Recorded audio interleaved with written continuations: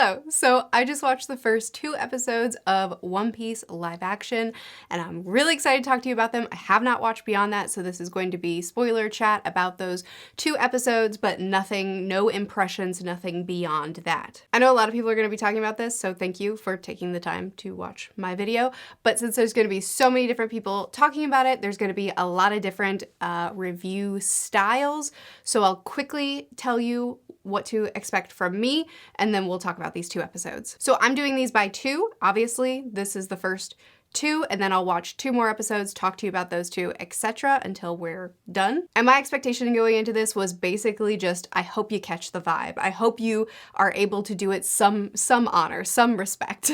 But I never expected it to be matching with the manga or the anime. I'm just kind of here to have a good time. I'm not gonna nitpick. I'm not gonna look at every tiny little thing or point out all the things they did wrong.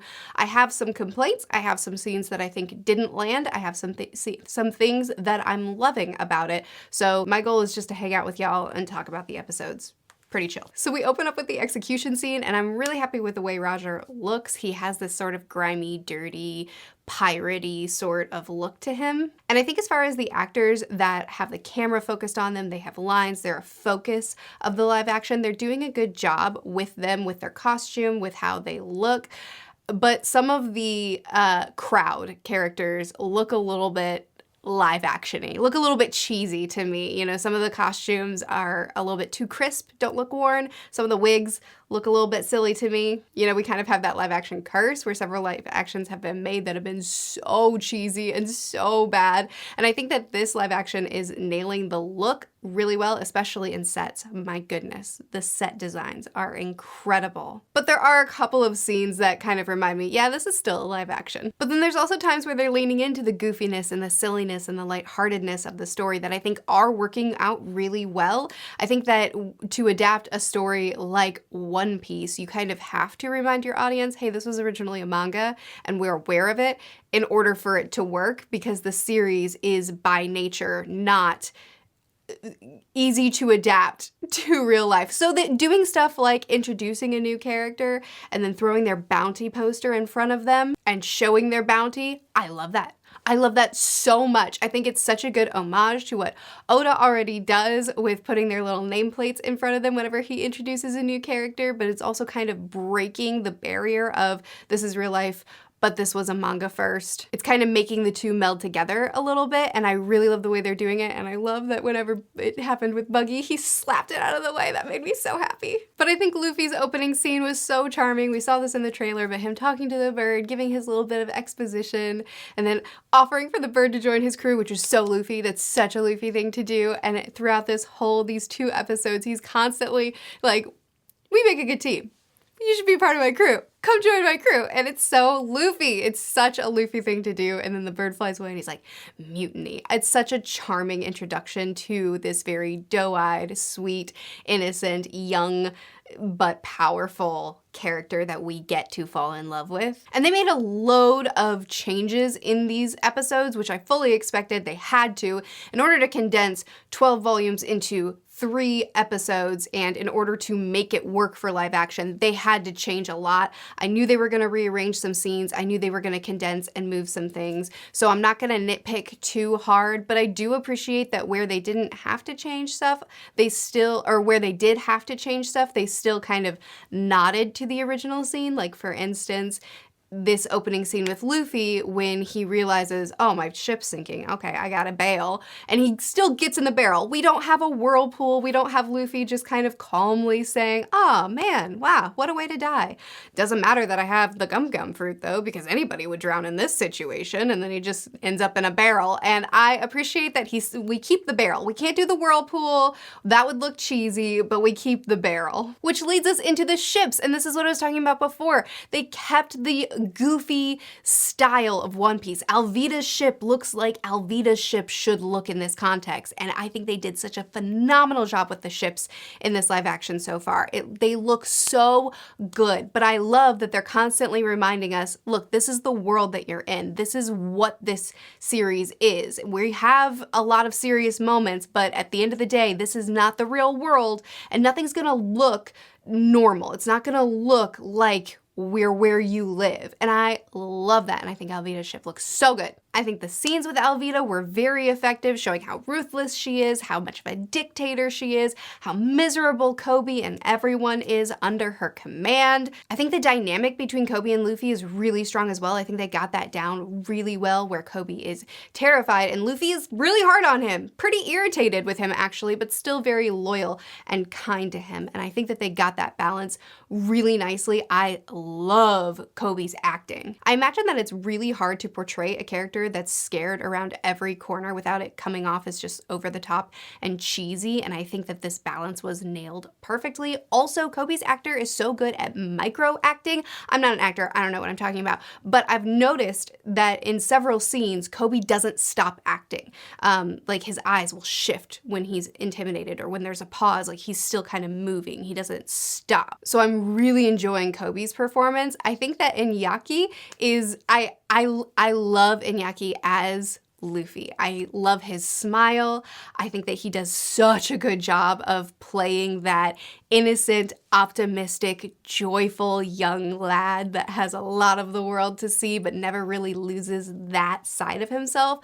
I think that he does that so well. However, I do think that Iñaki has some growth to do as an actor, and putting him next to Kobe kind of shows that really early on, because Kobe is so good at those little micro acting moments of never stopping, never pausing, always in the role. Whereas with Iñaki, I think sometimes he can act, pause, act, pause. Still good. He's still doing a good job. There's just room for growth there, and I'm happy to watch that growth happen as the series continues. We also shift back and forth between the present moment and flashbacks with Luffy as a child with Shanks, and I think that those transitions back and forth are really good. Shanks is one of the few actors that in the trailers I was hesitant about.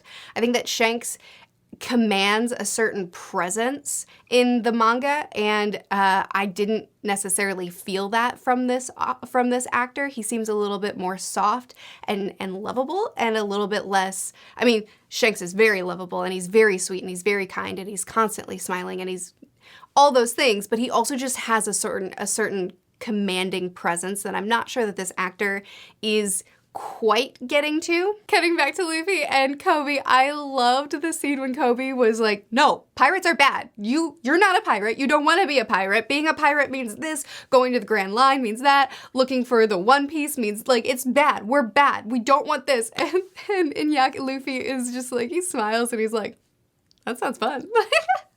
I'm telling you, I love his portrayal of that innocent, doe-eyed Luffy. Also, when they're going up the stairs and Kobe is like crawling up the stairs, very scared, and Luffy's just kind of bouncing up the stairs. And he picks up the oar, and they're trying to be quiet, and then he's like, "Which way's north?" And he swings around and, you know, smacks into the pole and wakes everybody up and ruins everything. It's just that very spontaneous, kind of careless, cavalier Luffy. I think they got down. Very happy with that. Cut to Zoro's intro. I loved Zoro's opening scene. I love that they introduced Baroque works this early. I love that they're showing us, listen, there's intentionality here. We want to give you this foreshadowing. We want to kind of build up to things, and introducing Baroque works this early to show off that what Zoro's capable of, because obviously in the manga, we are first introduced to Zoro when he's already tied up, and his legend is what we have to go off of, and it was great, and I loved it. But I really like that for the live action, when they have a condensed amount of time, that they gave us the opportunity to see him in action first. And they did it in a way that also showed us we're thinking about the future, we're setting things up. And the fact that he was carrying Mr. Seven around in a bag afterwards is so Pirate Bounty Hunter. Like, it's horrifying, and I love it, and it made me very happy. I also really love the line when he's trying to recruit Zoro, and Zoro's like, I've got my own thing going on, and he keeps pushing, and Zoro says, does it come with a face tattoo? My favorite number is 1. That kind of provoking him, but also standoffish, too cool, is great, and then the fight itself was very smooth, very strong, Very happy with it. Next, we'll talk about the next flashback, but before we get into that, I want to give a shout out to today's sponsor, Factor. Factor makes meeting your nutrition goals easier than ever by delivering fresh, never frozen, dietitian-approved meals right to your door. The team of gourmet chefs create each meal using only ingredients with integrity to help you feel your best all day long. Factor is now owned by HelloFresh, and when they reached out, I was so excited because I have been using HelloFresh for years and I love their meals, but I've been wanting to try Factor because of the convenience that comes with it. I'm really bad about lunch. A lot of times I'll get caught up in work and I'll end up just grabbing something really quick to eat instead of stopping and fixing myself a proper meal midday. And Factor is so quick and easy because it's tasty, flavor-packed, nutritious meals that can be done in 2 minutes if you pop it into the microwave. I popped mine in the oven. It took 7 minutes and it was so good. I had the jalapeno lime cheddar chicken and Corey had the loaded bacon shredded chicken, which he started eating before I could get the camera on it. It's so good. It's so flavorful. It's so good. You gotta get that sauce. It's like spicy, but also really creamy. And we both loved them.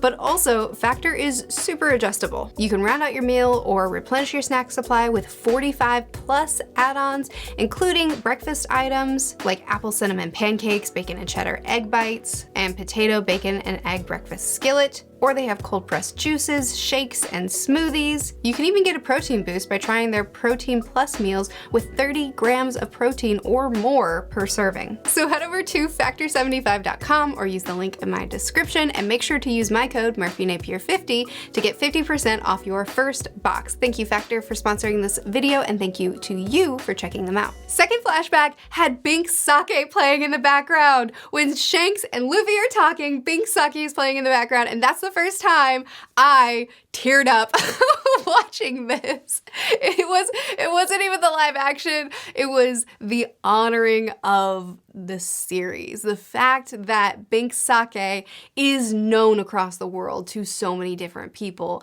pirates included, that this is a song that each of our Straw Hats grew up hearing, that this song has a value, and so the show put it in a flashback. Luffy had that song playing in the background while he was growing up. He knew that song, it was familiar to him, and that was so beautiful. That was so beautiful that they added that, and it's really pitiful that just hearing that piano, just that little bit of that song in the background made me tear up because I'm so invested in that storyline and in Binks Sake.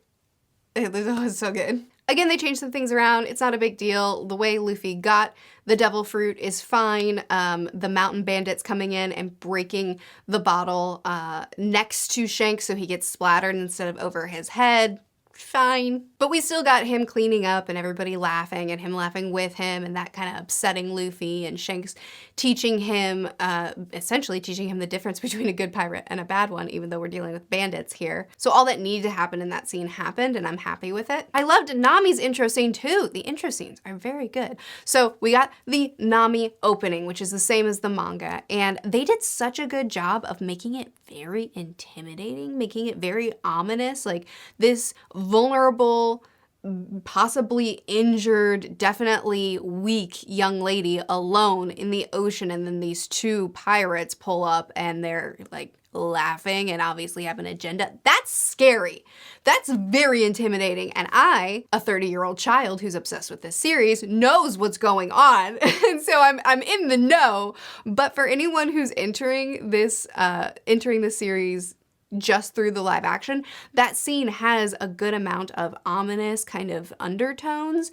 And so that twist when they go and look in the treasure chest and then Nami's making off with their boat is beautiful. Speaking of stuff having to be changed because of the medium, but then paying an homage. So obviously, again, more changes. I'm not gonna point out every single change, but everybody becoming aware of each other at this bar works for me. I'm perfectly fine with this. That kind of condenses things in a way that feels cohesive and that I think worked well for the medium that it's doing.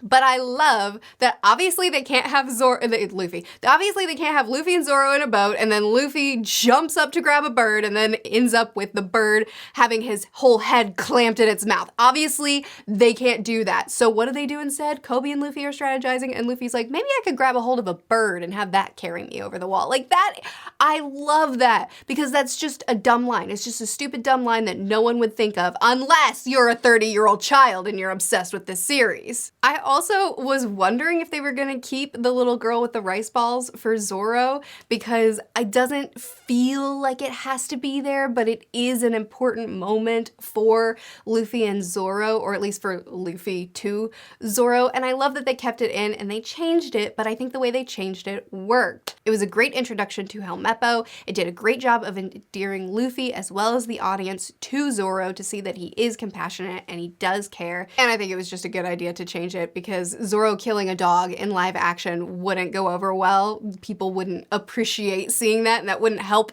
endear a new audience to him. Kill a human, sure, but kill a dog, that's gonna be a problem. So the Zoro and Helmeppo fight with other Marines sprinkled in there was great.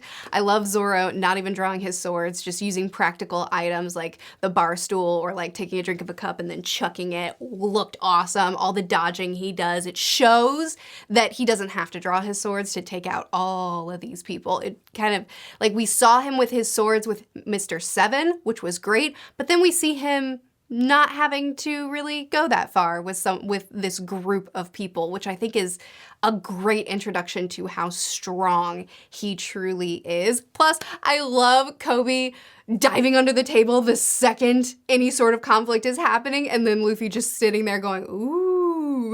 Because now in one scene, we have Luffy being impressed by the skill of Zoro as well as being impressed by the character of Zoro, which I think is great, because in the manga, he is impressed by his character and he likes the legend that comes with Zoro as well. But here he gets to see both on display in one place, which is a good way of condensing it all. I like it. It works. And we meet Axe-Hand Morgan, and he tries to recruit Zoro, and Zoro gives him that same answer. Got my own thing going on. I love that they repeat this. They make this a pattern, which kind of implies to the viewer that everywhere he goes, people see his skill, they're impressed, and they're like, hey, join me. And he just has this stock answer that he gives to everybody in this offhanded whatever. Been through this song and dance before, which is great because, again, it reinforces how powerful Zoro is, but it also reinforces how important the moment is when Zoro does pledge his loyalty to Luffy when he's tied to the spinning wheel in episode 2, and he's like, he believes in himself, so it's kind of contagious, or however he worded it. But like, you see when he finally is won over to Luffy, we know that this is important because we've watched him repeatedly. He's used to this. He tries to get recruited by everybody. Luffy wants him to join his crew, get in line. But Luffy won him over. Oh, that's good. Oh, I also really love the scene whenever Kobe and Luffy are just chilling in the boat, and Kobe kind of has to come to the realization that the world isn't made up of good guys and bad guys. It's not the Marines versus the pirates, but there's a lot of layers here. There's a lot of nuance. As Luffy puts it, there's good pirates and bad pirates, so that means that there's going to be good Marines and bad Marines, and you're going to be one of the good ones.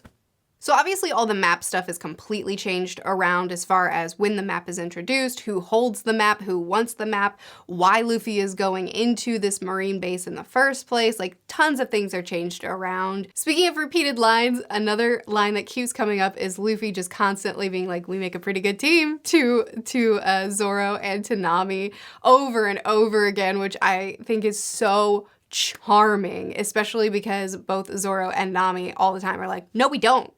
We don't make a good team. We're not a crew. I'm not on your side. I just happen to be having to work with you at this very moment. Speaking of which, Nami and Luffy in the map room when they're both trying to get the map and they're like see each other, and all of that ducking and dodging was cute. And then them actually like going down the hall trying to find where the Grand Line map is in Axe-Hand Morgan's office. And Nami is pretending to be a Marine, and Luffy is terrible at lying and not picking up on cues. Very Luffy. And Luffy tells her, you're really good at thieving. We make a good team. She's like, no, we don't. I hate pirates. And they're doing a good job of foreshadowing Nami's trauma with that scene and with another scene later on where she's like, there is no good pirate. I don't want to be associated with pirates. I want nothing to do with you if you're a pirate. They're doing a good job of showing like, oh, she's got some stuff going on. Like there's some stuff that has happened in her past that we need to keep watching to figure out what this is. So we have the fight in the main yard of the Marine base with Luffy, Nami, and a bunch of Marines, and they're doing a good job holding their own, but you know, they're no Zoro. So when Zoro comes into the scene and he kind of sees, oh, this is convenient for me, there's a distraction, and he just skips on by. I love that. And then kind of realizes, okay, maybe I'll help them out. So he turns around and the three of them work together. And I love when Accent Morgan is like, figures you three would team up. And Luffy takes that as validation. And he's like, yeah, we're a team. We're a crew, aren't we? And they're like, no, we're not. I think the fight went really well. I like the action in this series. I especially am enjoying Zoro's fight scenes, but I think that Luffy is also doing a great job in his action. And I think that the gum effects are doing a good job of looking cartoony. They look smooth and they look good, but they look cartoony, which I think works because elasticized flesh would be horrifying. So giving it sort of a, okay, this is part of that world that we were talking about before, like the weird, this is a different kind of world. It's working for me right now. I am disappointed that Luffy never tells Zoro duck, and then Zoro ducks and Luffy takes them all out with his foot. I love those panels because it's before Luffy and Zoro are a team, technically, and it's before Zoro really starts trusting him, yet he trusted him. Zoro had a bunch of men on his back. He was holding them back, and if he were to duck and Luffy didn't follow through, then Zoro would probably have died there. And he didn't know who Luffy was or what he was capable of, any of that in that moment, yet he still chose to trust him to have his back. And Luffy followed through. And that scene, I just really like that. So I'm a little bit disappointed that that wasn't there, but I do think the you go low, I'll go high, and then he jumps off of Zoro's back. It was still good. It was still good. And it also makes me happy that Helmeppo got his iconic signature beginning of the manga haircut from Zoro out of spite. Like, it's not even done by accident or whatever the reason could be. It's because Helmeppo is a spoiled brat who's full of himself and is a loser, and he's fighting naked with some with Zoro's swords, and Zoro walked in on him and decided to humiliate him a little bit before he took the swords and left. Like, that's so funny to me. And the episode ends with Kobe deciding to stay behind. I think the scene was handled well. I don't think it had the same impact in the live action as it did in the manga. I think that with Luffy kind of picking a fight with him, making him prove that he's not friends with Luffy by throwing a punch and them bickering and showing, okay, you're definitely not friends. You guys are definitely not on the right. But then they all end up saluting to him. Like, there was something really special about that ending. And this did not have the same impact. That said, I do think that in its own way, it was very sweet and had its own kind of impact, with Kobe saying, you know what, I have to make a choice for myself. I can't just keep doing what everybody else is leading me to do under Alvida's rule, and now you, who are clearly better than her, but still, like, I can't just keep tagging along. I have to forge my own path. Still like the way the manga did it better, but this had its own kind of impact, and yeah, I was happy with it. And then it ends on Buggy. So the next episode is Buggy. Anyway, episode 1 I think was a good intro. It was a good beginning. It was a lot of small scenes, kind of collecting everything, getting everything together. And then I hope the next episodes will be a little bit more streamlined and a little bit more, okay, we have one plot that we're focusing on rather than jumping around trying to lay groundwork. At least that's definitely how I felt about episode 2. So episode 1 I think was strong. I think it was solid. I would give it like a 7 out of 10. Not everything landed perfectly for me, but there were a lot of scenes that I did really like, and I think that it was a strong start. So episode 2 opens up with another flashback, some exposition about the devil fruit, Shanks is leaving, Luffy is sad, and then present day, more crew dynamics. I really like the crew dynamics between these three. I don't expect any of these characters or their crew dynamics to be exactly the same as the manga, so for its own thing, in its own merit, I think that it's doing a good job. And I also love that when Buggy captures them and they find out that they're imprisoned on his ship, Zoro's immediate reaction is to just spring into action to just handle it. And Nami's like, do we have a plan? Maybe we could get a plan. And Zoro's like, I don't need a plan. I need to get out of this situation, which is very Zoro. The man who would immediately start chopping his legs off when he's being calcified in wax. Calcified? When he's being imprisoned in wax. And Nami asks him, what are you gonna do when your legs are chopped off and you're free, but you can't move? And he's like, I will figure that out when that time comes. Right now, I need to get out of this situation. So I love that they do they're showing that kind of impulsive, all right, time for me to move. I'll figure out the plan while I'm moving kind of trait that Zoro has. And we get another nod to Nami's baggage and her trauma, where Luffy's like, listen, there are good pirates, and Shanks taught me that, we don't always have to respond in violence. So I'm gonna talk it out with Buggy. This is gonna work out great. And Nami's like, no, there is no talking to a pirate. There is no good pirate. Pirates are evil. Done. End of story. Like, we can see you have a past. I love the way they handled Buggy's circus tent. I love that they show, so our first big bad that we face off against, our first formidable fight and foe is Buggy the Clown. And it is a circus. It's a clown and somebody who rides a unicycle and a lion tamer, it's a circus. And the fact that they took this, it's a circus, and adapted it and still showed it that way, but made it way darker, with the people being chained to their seats and forcing laughter while also trying really hard not to cry.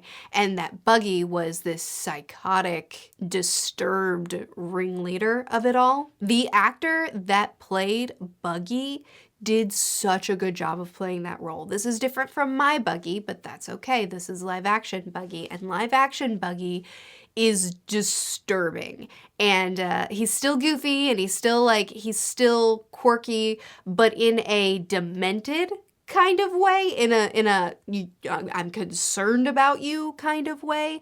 And the actor played that character off phenomenally. I'm so happy with Buggy. I'm so happy with live action Buggy. And in the manga, Nami runs into Luffy and she's like, hi boss, and runs, using him as a distraction so she can bolt away from Buggy's crew.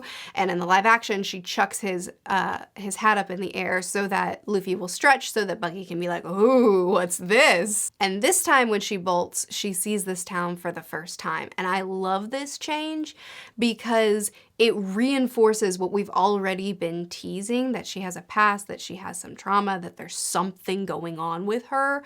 And when she sees what these pirates have done to this town, it disturbs her to the point that she can't move, that she loses focus on what her goal was, and she gets recaptured. And you can see how much this affects her. And that drove home that we're building to something so well, so that I think once we get to that something for her, I think it's gonna pay off. I really, really hope it's gonna pay off. So Zoro's on a spinning wheel, Nami's in a cage, and this time, Luffy is in a glass box filling with seawater. This is a great way to introduce the curse that comes with the gum gum fruit, which I'm pretty sure they said earlier in episode 1. I sat down to film this as soon as I finished watching these 2 episodes.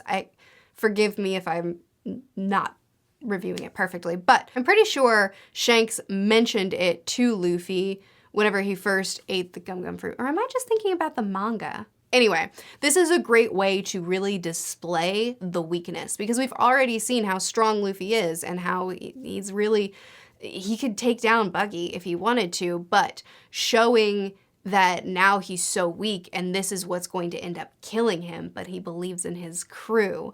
But Buggy doesn't believe in his crew because Buggy has a past too, and it involves Shanks. And then Buggy is also able to get under Luffy's skin because he talks about how Shanks would leave him. Now I'm speaking out of order because I forgot to mention this, but I also really love that the thing that makes Luffy finally start fighting back when he's being stretched, not when he's in the tank, is the thing that makes him push forward and fight back is when a kid is in danger. That's very Luffy, and I think that ties really well with what we saw from Shanks as well in these flashbacks.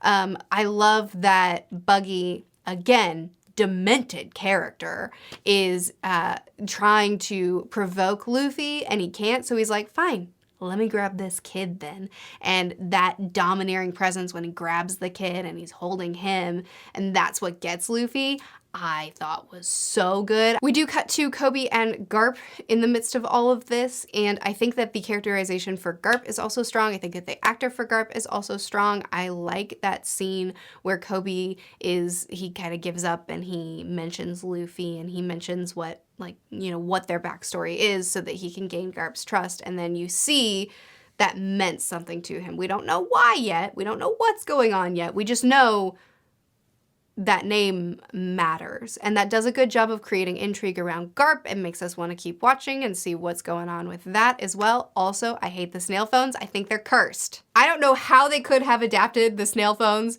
to look like the manga makes them look and not also look cursed, but they look cursed. It's upsetting to me how fleshy they look. Their lips are upsetting. Their real looking teeth, their blinking eyes. It's very, I don't like it. You can't make me like it. I refuse. Also, during the midst of all this, Luffy and Buggy talking while Luffy's in the tank, and Buggy provoking him and also kind of showing that he's got his own baggage. We also got another flashback with Luffy and Shanks, and I didn't love this one. Shanks saving Luffy and losing his arm did not have the impact I needed it to have. That's one of the most iconic scenes of the entire series, and it fell a little bit flat for me. What did you think of that one? I'm really curious because it just didn't have the punch that I think it needed to have. I mean, we saw the Sea Beast, and the Sea Beast looked incredible. They said the lines, they did all the things, but it just didn't have, it was just there. And then we moved on. Like, I feel like in the manga, we know that this scene is everything to Luffy. And in the show, I don't know, it just felt like another scene. What do you think? Anyway, back to Nami and Zoro. Zoro's on the wheel. Nami gets free, and then Zoro slices through the rope, and Nami kicks him, and he spins around, and Zoro grabs him, and then they're free. They make a pretty good team. And they come in, and Nami throws just the strongest spear throw in all of eternity and breaks through that glass case with just that one hit, and he gets free, and then Zoro starts attacking. No, his name is Buggy. Buggy starts attacking them, and Luffy, of course, has to do the payoff where we saw Shanks before, come back for Luffy and say, hey, you can spill drinks on me, but you don't threaten my friends. And then here we have Luffy. He's like, you can dump seawater on me, but you can't threaten my friends. So we saw Buggy use Chop Chop Cannon, and Luffy never felt validated. I so expected this. When in the trailers, when we saw Luffy shout Gum Gum Pistol, and then Zoro's like, Gum Gum Pistol? And Luffy tells him all great fighters call out their finishing moves. And Zoro's like, no, they don't. So obviously this is a Luffy thing. But then Buggy calls out Chop Chop Cannon, which we also saw in the trailer. And I thought that meant that Luffy was going to be like, see, he's a pirate captain. He called out his finishing move. I'm a pirate captain. They never acknowledge it. They never acknowledge that Luffy calls out his finishing move and Zoro doesn't think it's cool. Buggy calls out his finishing move. And what? Luffy should have felt validated in that moment. Also, I'm disappointed that Luffy never kicks Buggy in the crotch. This is one of my favorite panels of all of East Blue, and I'm so disappointed. They had every opportunity. I'm just saying, like, Buggy is still getting chopped up everywhere, and his limbs are going to flying, and he's attacking with just his hand. He's doing all the things. Luffy should have kicked him in the crotch. I'm just saying. Anyway, Luffy Gum bazookas Buggy away, and then he gives the map to Nami because he trusts her. It's so sweet. And then he has to set the people free, and then the mayor asks him, so you're a new captain, you're a pirate, so that's the way this works, so we're loyal to you now. And Luffy's like, I'm a different kind of pirate. And then we look at Nami and we see that she's finally starting to see that, yeah, he is a different kind of pirate. So anyway, then we have Axe-Hand Morgan tied to the same place that Zoro was once tied. And we have Garp standing there telling them, the men and women here did not fail the Marines. The leadership did. I'm taking you under my command. So love that we have established that Garp is now taking all of these people, to include Kobe and Helmeppo, under his wing. And we'll see what happens with that. We'll see where that takes us. And this episode ends with the Shanks and Luffy hat pass off, which again, didn't land for me. Just did not have the impact that this series has. I have designed a tattoo of this scene. I haven't gotten it, and I don't know if I ever will, but it is designed in case I ever, get the guts, because this scene means a lot to me. And I don't know, it didn't have that oomph. It just kind of was another scene. Just didn't have the impact to me. Well, did it for you? What did you think of it? Then, present day, we're on the boat. Nami fixes his hat, and then she goes away and calls someone on the snail phone. Intrigue. They're doing a really good job of ending each episode with, what's happening now? What's that? Okay, one more. Episode 1, I gave about a 7 out of 10. Episode 2, I would give a 7.5 out of 10. So as I said at the beginning of the video, there are some scenes that aren't landing for me. I have some things that I'm like, okay. But for the most part, I'm really positive about it. I think it's a strong start, and I think that it has potential to only do better from here, but we'll see. I haven't watched the rest of it yet. Looking forward, I'm so excited to meet both Sanji and Usopp, because in the trailers, I was the most excited about Iñaki, Taz, and Jacob. Those were the 3 actors that looked the best to me. I mean, McKenyu also, I thought, looked strong in the trailers, but, and funny enough, Emily was the one Straw Hat that I was like, I don't know about her actually, because I think the trailers did her dirty. They only showed emotionless, flat-lined, monotone lines and faces from her. She had a much better range than the trailers showed, and I knew that that was a possibility. I admitted it in my videos that once I see not isolated scenes, I may like her better. I thought she was great in these 2 episodes, and I have no concerns about her. But what I saw of the entire crew, Iñaki, I thought made an excellent Luffy. Taz, I thought made a phenomenal Sanji, and I'm really excited to see what the live-action interpretation of Sanji is. And Jacob is Usopp. He just is Usopp. He is Usopp. In looks, in delivery, there he is. But I've also barely seen any of Jacob in the trailers. So really excited to see Sanji and Usopp. That's probably what I'm looking forward to the most. And what I'm the most nervous about looking forward is Arlong Park, because the 2 scenes that have fallen the most flat for me are the 2 most important scenes to me in these opening episodes. Actually, that's a lie. Buggy's performance was gonna be real important to me, and I think they nailed that. So 2 of the 3 things that were the most important to me, they nailed 1, and then 2 fell flat. And the 2 that fell flat were really emotional scenes and really important scenes for this series. So that makes me nervous for Arlong Park. It makes me worried that big important scenes like Help Me and the hat pass off again, I hope it goes well. You may have already seen it by the time you watch this video. I haven't. So those are my expectations and hopes. My plan is I'm gonna watch the next 2 episodes, and then I'm gonna record a review for that. And I'll be posting the reviews weekly because I typically post One Piece videos on Mondays. This was an exception because I'm excited. So I'll have the next chapter review up on this Monday, since this video is today. And then after that, it'll be episode reviews weekly, 2 by 2. I will be reviewing these paired episodes when I watch episodes 3 and 4. I'm going to watch them and then review them, not having looked forward, just like I did for this one. That way, if you feel like hanging out with me with each episode as a break, then you can, or if you don't, then whatever, I can still say, okay, here's what I'm looking forward to and here are my concerns. So that's my plan for the formatting of this. So Monday I will have a chapter review, and then the following Monday will be episodes 3 and 4. I hope you're gonna keep talking with me about this. I'm excited to keep talking about the live action. I think that the opening 2 episodes were very promising, lots of highs, couple of lows.